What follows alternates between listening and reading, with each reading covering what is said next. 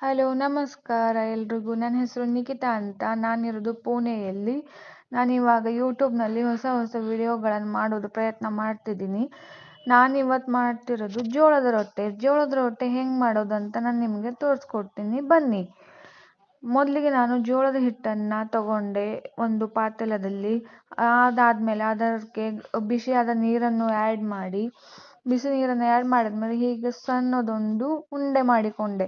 ಅದಾದಮೇಲೆ ನಾನು ಈ ಥರ ರೊಟ್ಟಿಯನ್ನು ಪಾತ್ರೆದ ಒಳಗಡೆ ತಟ್ಕೊಂಡು, ಅದಾದಮೇಲೆ ನಾನು ರೊಟ್ಟಿಯನ್ನು ತವದ ಮೇಲೆ ಹಾಕಿದ ಮೇಲೆ ಮಸ್ತಾಗಿ ಉಬ್ತಾ ಇರೋ ಈ ರೊಟ್ಟಿನ ನೀವು ನೋಡ್ಬೋದು ಎಷ್ಟು ಚೆನ್ನಾಗಿ ಮೂಡ್ ಬಂದಿದೆ.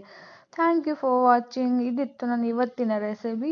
ಯಾರಾದರೂ ಹೊಸದವರಿದ್ದರೆ ನನ್ನ ಚಾನಲ್ಗೆ ಸಬ್ಸ್ಕ್ರೈಬ್ ಮಾಡ್ಕೊಳ್ಳಿ ಮತ್ತು ಲೈಕ್ ಮಾಡೋದನ್ನು ಮರಿಬೇಡಿ. ಕಮೆಂಟ್ ಸುದ್ದ ನೀವು ಮಾಡಬಹುದು.